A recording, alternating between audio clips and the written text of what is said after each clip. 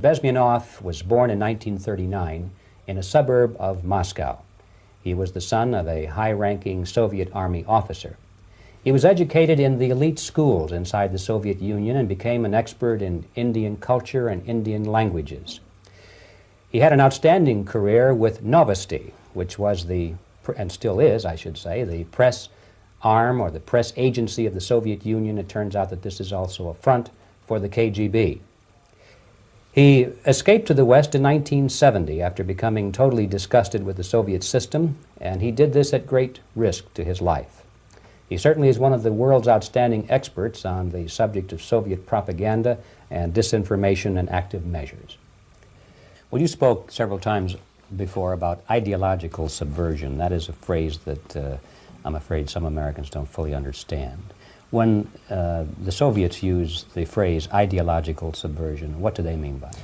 Ideological subversion is the slow process which we call either ideological subversion or active measures, активные мероприятия in the language of the KGB, or psychological warfare.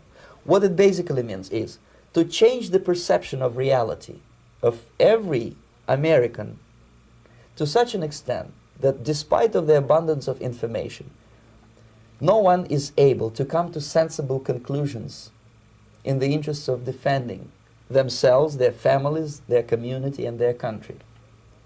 It's a great brainwashing process which goes very slow, and it's divided in four basic stages. The first one being demoralization. It takes from 15 to 20 years to demoralize a nation. Why that many years?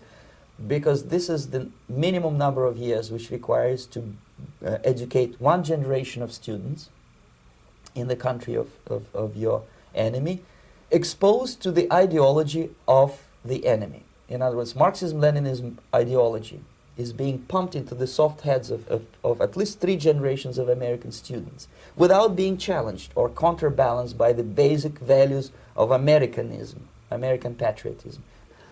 The demoralization process in the United States is basically completed already. For the last 25 years, actually it's overfulfilled, because demoralization now reaches such areas where previously not even Comrade Andropov and all his experts would even dream of such a tremendous success.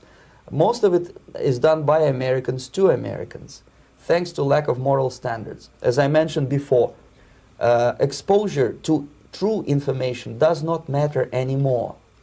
A person who was demoralized is unable to assess true information. The facts tell nothing to him. Even if I shower him with information, with authentic proof, with documents, with pictures, even if I take him by force to the Soviet Union and show him concentration camp, he will refuse to believe it until he is going to receive a kick in his fat bottom. When a military boot crashes his balls, then he will understand, but not before that. That's the tragic of the situation of demoralization. The next stage is destabilization. This time, subverter does not care about your ideas and the patterns of your consumption. Whether you eat junk food and get fat and flabby, doesn't matter anymore. This time, and it takes only from 2 to 5 years to destabilize a nation, what matters is essentials: economy, foreign relations, defense systems. And you can see it quite clearly that in some areas, in such sensitive areas as defense and economy, the influence of Marxist-Leninist ideas in the United States is absolutely fantastic. I could never believe it 14 years ago when I landed in this part of the world that the process will go that fast. The next stage, of course, is crisis. It may take only up to 6 weeks to bring a country to the verge of crisis. You can see it in Central America now. And after crisis, with a violent change of power, structure, and economy, you have so-called the period of normalization. It may last indefinitely. Normalization is a cynical expression borrowed from Soviet propaganda. When the Soviet tanks moved into Czechoslovakia in '68, Comrade Brezhnev said, "Now the situation in brotherly Czechoslovakia is normalized." This is what will happen in the United States if you allow all these schmucks to bring the country to crisis.